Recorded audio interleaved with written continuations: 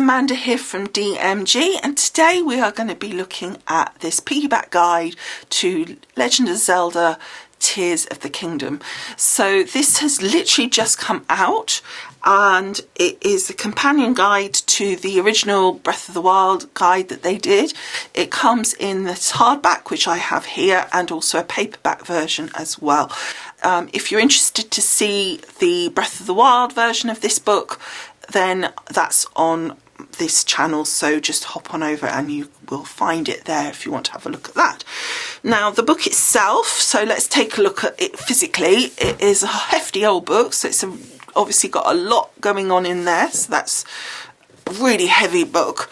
It's, as I said, I got the hardback version, nice and thick cover, and I don't know if you can just catch this. I think you probably can in the light. Can you see like this sort of pattern? This is actually textured, which is really, really nice. It gives it a really kind of old-fashioned leather-bound book kind of feel. And then you've got this gold foiling as well, which again is just that really nice sort of old-fashioned-y kind of look.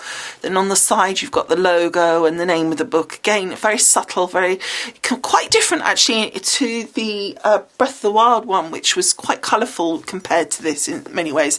I think I quite like this better. I like the sort of idea of it being that kind of old-fashioned kind of leather-bound look. And then on the back here, again, we've got textured patterning here and the sort of textured kind of logos. And then the other thing that it's got, which I really, really like, is it's got ribbons to mark your place. Not only one, but two ribbons, which I think is really helpful. I always like a ribbon anyway, because I find it really useful, but having two, I think, is just a bonus.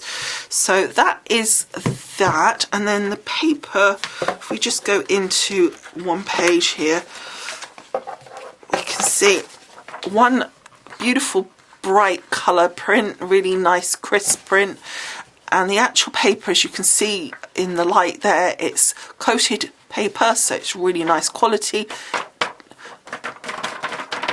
nice thickness, hopefully you can tell from that. It's not thin, it's not sort of really papery thin, and having the coating on really, really helps make it look nice. So, okay, let's now actually look at the book. So what I want to say first of all is, as I always say with my reviews of these books, is I do my best to make them as spoiler-free as they can be, but obviously there will be things, in order for me to show you the content, what the book is about and how it is sort of set out, etc. There will be things that come up that you will see that are obviously in the game. However, what I try to do is stay at the beginning of chapters and things, so that they are things that you would see right at the beginning of the game. Okay, so starting off, we've got this nice sort of just very simple paper. This first paper is a little bit thicker, not coated, and then it goes into the book itself. First of all, you've got this beautiful artwork. I always think the printing and the quality of it is really, really stunning. I don't know if you can see there, look, the crispness and the colours and everything are absolutely gorgeous. And if you look at the writing, it's really stunningly crisp and really, really nice.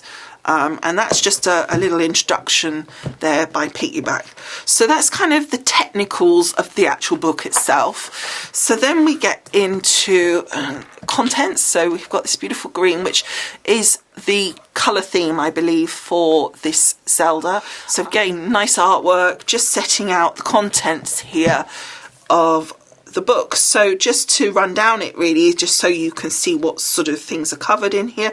So the main headings are primer, which is basically things like, you know, how the combat works, cooking or weather or commands, etc., what the HUD shows you, things like that. So it's kind of your actual details of how the game runs and works and the things that you need to know for that.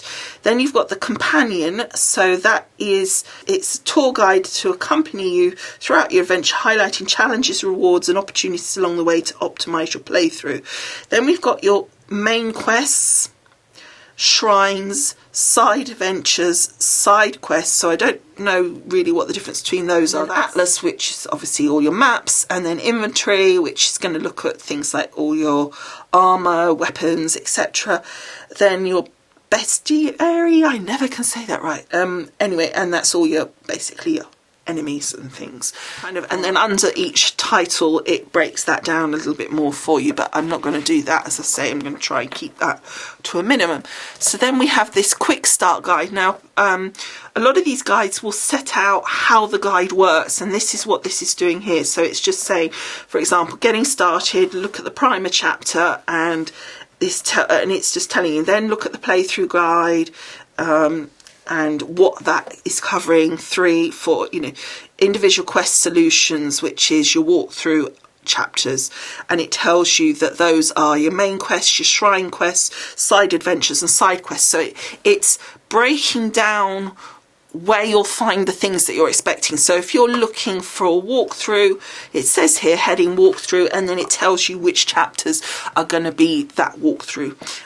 And then navigations and discovery, so that it's your atlas, which is obviously all your maps. So it's just breaking that down for you in a different way, just so that you know where to look for things. So now we get to the primer chapter, and we've got this beautiful image of Link. It looks absolutely stunning, and we just have a little introduction, and it's just talking about the fact that, like Breath of the Wild, Tears of the Kingdom does not hold your hand. So it's just going through the different things in this primer chapter. So here we've got game structure, what the commands are. Again, beautiful artwork. I know you're a little bit chopped off, but I'm trying to get you close enough that you can see, but without still giving you an overview.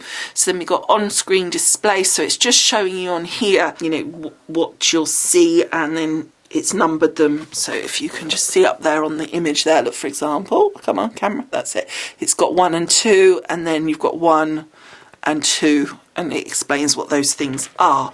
So that's what you will see on your screen, and then it tells you what they are.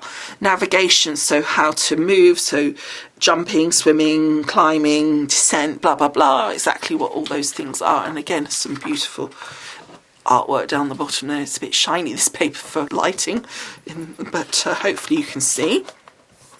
Landmarks and points of interest. So again, there's things in the game that it's suggesting that would be obviously certain things that you're going to look for. So for example, towers or shrines.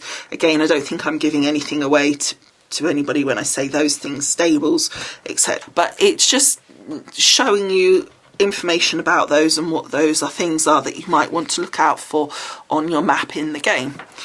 So then you've got your maps and markers. So on this page you've got things like what your icons are, your mini-map coordinates, how that works. You've talked about the main map, the mini-map, pins and stamps, and what those things are all about.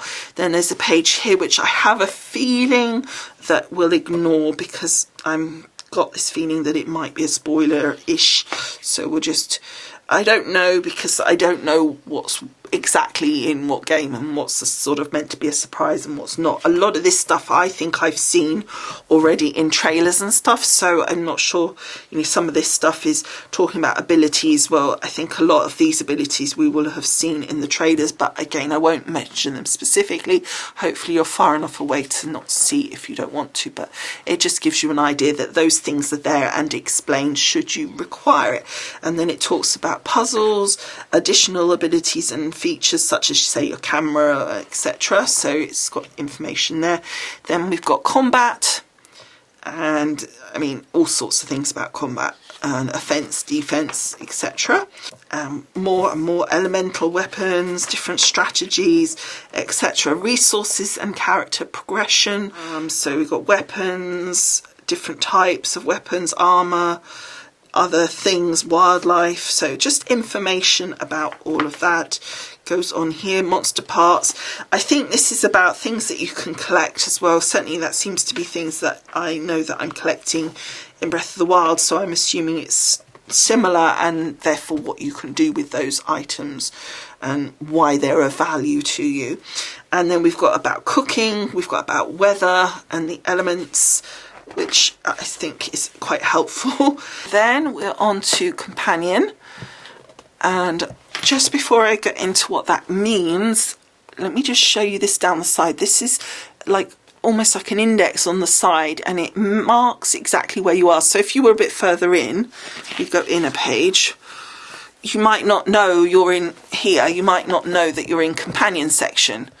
So all you need to do is look at the side, because you might be looking for something under, I don't know, the shrines section, and you're like, oh, I haven't reached it yet. So this helps you find it when you're looking throughout the book, as well as obviously you've got page numbers, but if you're not exactly sure, you just know what chapter you want, for example. So here you say it says companion, and then it's got marked introduction and then an actual section within the companion that you're in.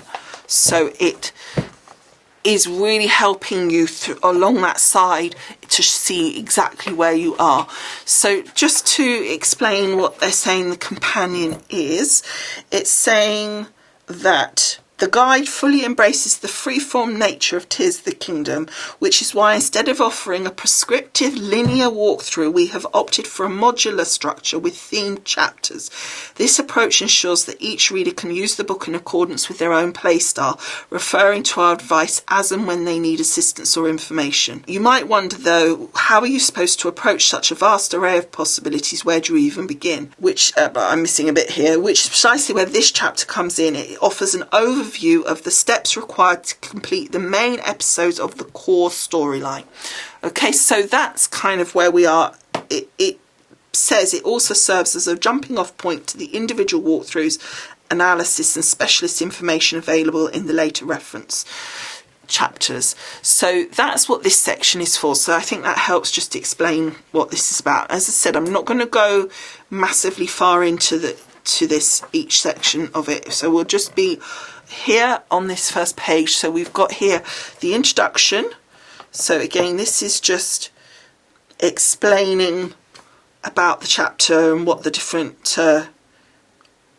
symbols mean, and then it also says the quest line and what page you'll find those on. So if you've got a specific quest, you will be able to look at it here and find the page number. Again, I'm not going to bring that up too close because I don't know, like names of things might be problematic. Obviously this is the first chapter, this is what I was talking about, something like that. This is where you're starting. It might be it might be something you don't know. If you've watched any of the trailers, then you probably do know about that, but in order to show you what the book's like, obviously I am going to give away a little bit, I'm afraid. So on this one, it just then shows you here the main quests and what they are, the name of them, the overview of them, and the page that you'll find them. I think that is if you want to actually look. So say it says main quests, page 70, and that will be in that other section. She says trying to find page 70. There we go. Yes, so this is in your main quest section, and then it will give you details of that quest and how to complete it as well. So then it says progression notes, and it's just setting out what's going to happen and different things and just information. But this bit here, I think, is what they were talking about as this jumping off point to look at other sections in the book as well, because it gives you, as I said, the page number of that main quest, which will be in that main quest section. So that just then carries on all the way, and we just keep going. As I said, I'm not going to go much further in, but you get the idea of this chapter, and you can see there's quite a lot in there. So let's now zoom forward, and I'm actually just using this side guide here to make sure so it gives me an opportunity not to see anything, because I can flick it without seeing anything in there. So this chapter here that we were just looking at is that deep, so it's not massive. It's really just covering the main quests themselves. So this is now the main quest, which is what it's referring you to here. And again, a beautiful piece of artwork. And it's saying here, this chapter offers focused walkthroughs for all main storyline quests, even in Tears of the Kingdom. We strongly encourage you to consult the companion chapter for advice on how to prepare Link before you set off on these adventures. So with the main quests, here we have what we're going to have on the map, the directory, so that again is what the main quests are and what page we'll find them on, and the first steps, and then we get to that we first saw, that section, that area is here. And what it's saying is it's got this map, and again, it is the first section, so I'm hoping that's not going to be a problem. It is number 1 on this thing there. So it's saying you're going to start here, and then it's suggesting you go here, here, and basically it's giving you a route. So you follow it 1, 2, 3, 4. Now you don't have to do that, obviously, but it's saying like steps 1 to 5 is this, which I won't read. 6 to 26 is that, blah blah blah. So it's setting out that and the map, and just giving you like an actual physical walkthrough that you could follow, and that would then ensure that you covered everything that you needed to cover, or it might want to cover. But remember, this is main quests. And then it sets out the actual step by step. So 1 to 5 is those numbers do match the numbers on here. So 1 to 5 here, it says it's got a little picture. We'll just go to 1, which is obviously where you start, so it's not really. So you're starting there, and it's giving you a suggestion as to what to do, where to go, then number 2, then number 3, blah blah blah. So that's going to be what it's doing throughout the book, all the way on in your main quests, exactly the same. And I'm not going to show you anything further in than that. So this main quest walkthrough is that thick. So now we're in the shrine section, and you can see it's again a really lovely imagery. It says offers you solutions, tips and strategies for all 152 shrines that appear in Tears of the Kingdom, with critical steps illustrated with annotated screenshots from quick hints to set you on the right path to full solutions when a particular challenge has you utterly confounded. This chapter has everything you might need.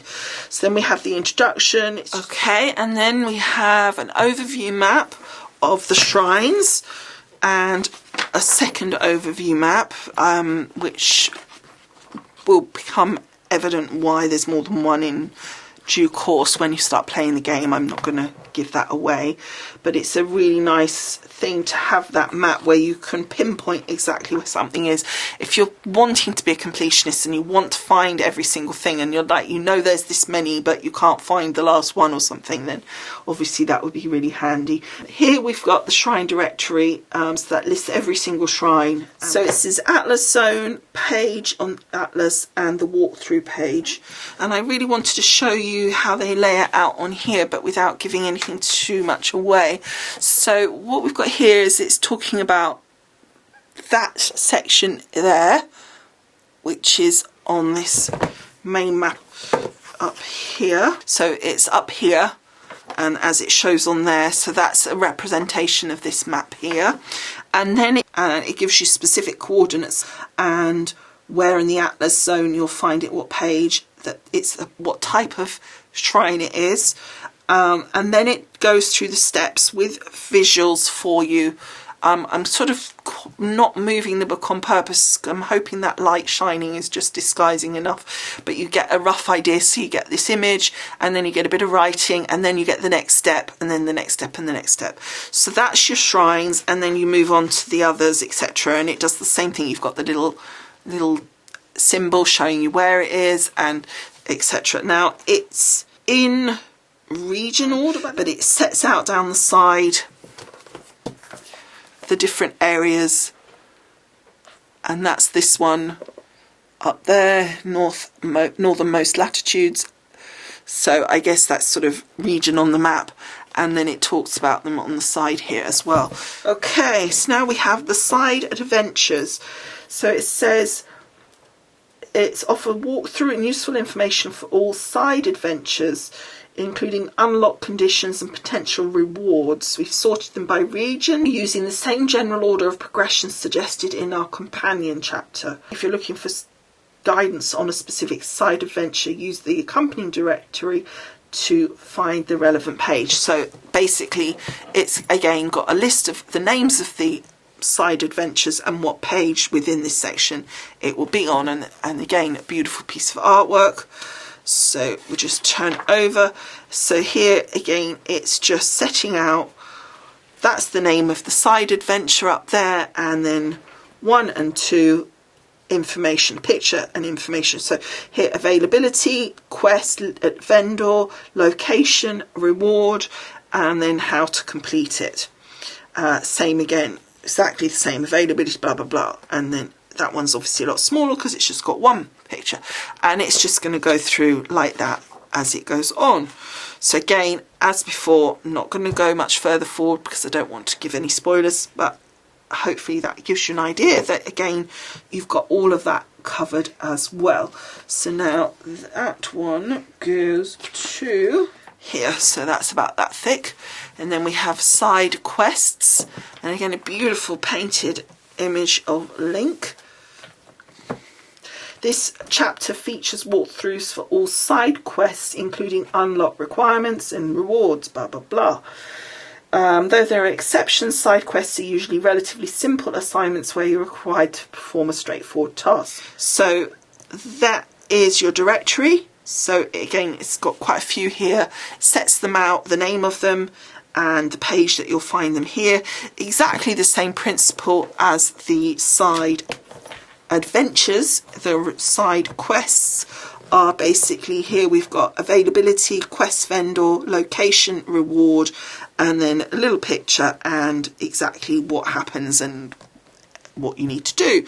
So pretty simple, pretty nicely set out, and nice images and everything with it as well, which is always helpful and nice. As you can see, just I don't want you to see too much, but you can see there it says sort of availability, etc., and what happens, and the nice picture and everything. So it's a nice little section which is useful, because sometimes I find that you don't always realise maybe you've missed a side quest, and it's quite nice whatever the reward is, or sometimes you get a side quest and you think, but is it worth doing? And this way you could look up, well, what's the reward? Do I really want the reward? Am I that bothered?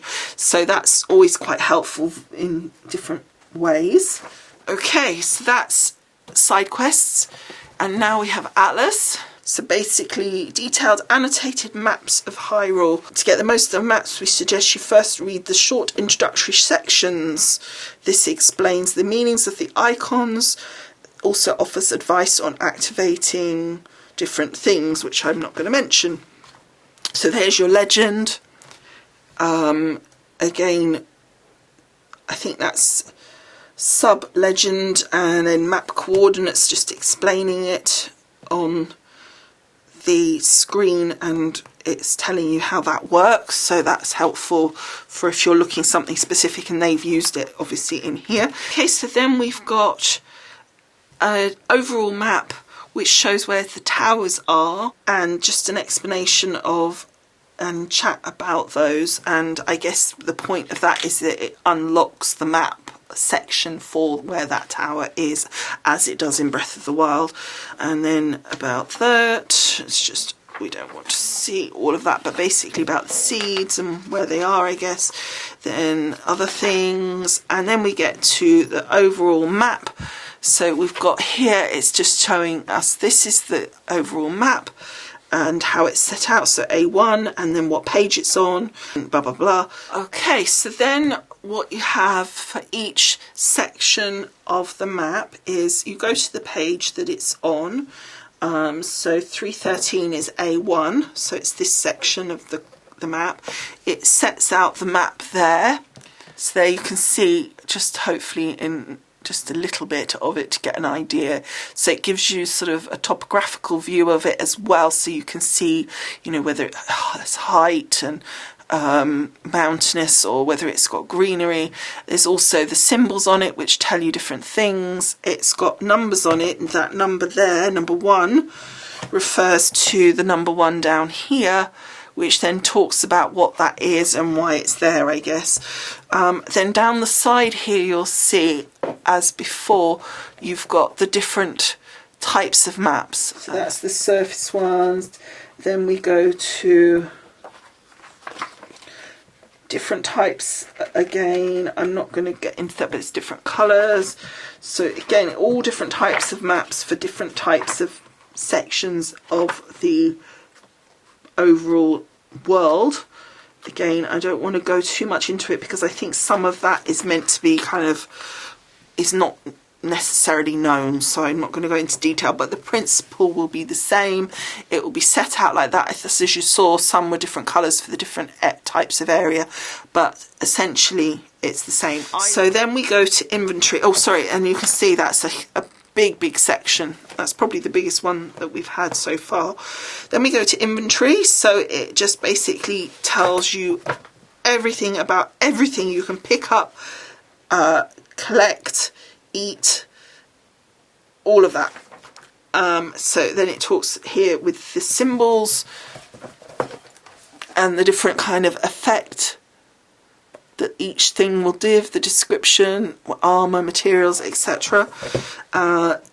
Goes over the page. It gives a little bit more information here. Examples of added effect combinations, so all of that kind of information as well. All more info here, different things. These are the actual items now, so you've got upgrade materials, what it is, the icon, I mean what it is, what it's required for, how much you can get, etc. So that's going through there. Then we talks about farming. Didn't even know that was possible. I don't think they mean like, you know, planting a field. And then we've got like maps. So for example, different ores that you can get here. They've put a map where you can find that particular ore, and it talks about each thing here. It actually lists it, what it specifically would be, so coordinates and then specific notes. So for example, it says here halfway up a cliff as a note, so that's just a little sort of helpful hint. Plus then, as I said, you've got the map. Then we've got armor, and you've got information about selling it, buying it, etc. And then armor data sheets. So let's just look at this one here. So it just shows you a picture of it, what it is, purchase if you can, replacement cost, sell it for, added effect none, set bonus none here, and availability, and it just tells you coordinates of where that's available and the name of the place. So it's got all different things about that as well. So it's kind of, you can see how each one is set out. It's pretty neatly done, and there's lots of different things. So armor data sheets continues. Whoops, creased the page. They're so actually really thick pages, and it's quite hard to. And then we've got different weapons, so bows, shields, weapons. Information about that as well. So weapon traits, different things that you can do with the weapons, and to accept crafting and all of that kind of stuff. Then specific weapons, as we had with the armor, set out here with the same kind of information. And then we've got materials, again, same, set out the same way, but we've just got, for example, has it got HB recovery, is it available for cooking, etc, etc. So it's just got different information, but the similar idea. Dishes that you can cook, and then what those ingredients are that you need in order to make that dish, which is really handy because I spend an awful lot of time blowing stuff up in Breath of the Wild, and I don't even know what that means, so we'll just ignore that for the moment because it's probably best. Then it's got different information here about some crafting info stuff, key items, saddles and bridles, for example, as one example of what that would be. Amiibo, mini games, and then your bestiary. I never can say this. Basically, all your critters and your bosses and your nasties. So this is your enemy ranks and world level. So this is basically quite a cool little threat level thing. I don't know if you can catch that in this light. Can you see how it's pale at the bottom and then it goes to really dark? So basically it's saying these are all easy peasy ones and this is a real baddie. So right up from your weak enemies to your bosses, and it's listed those for you. It's talked about elemental variants, world level, which is what this is, the threat level, I guess, perfect defenses, weapon and special properties, etc. And then looking at other status effects that they might have, standard enemies. So we look at HP, attack power, elemental properties, common loadout, item drops and typical habitat, and they've each got symbols, so that will then be translated over to here, that symbol. So it says here, right, let's have a look at this first one, for example, because I don't think that's too of a biggie. So you can see here, soldier, elemental properties, common loadout, item drops, and typical habitat. And an image, so you get to see all of that. So that's how that's set out. And then it talks about, those are those ones. And then it talks about how those attacks and things occur, I guess. And then that's bosses, so I'm going to cover that up. And some more information, so we're going to turn that page. And so that section is about that big. Okay, and then finally, as I say, there's an index. This is a general index. It says here, if you're looking for specific information, it tells you like main quest index, shrine index, side quests, etc, etc. Okay, so it gives you specifics as well, which we talked about. We showed you as we went along. There was indexes for that. And then we get to the credits and just information about who's involved in it. And then that final page, the same as at the beginning. And then the back of the book. And we are all done. That is our guide from Piggyback for Tears of the Kingdom. So I hope you found this useful. It's always really quite hard to kind of show you the book without showing you too much. So I hope that I've struck a balance and that you can see enough to get an idea if the book is what you want without hopefully giving you too many spoilers. So if you liked it, I would be ever so grateful if you could give this a thumbs up and if possible subscribe. Thank you so much for watching and see you again soon. Bye for now. Bye.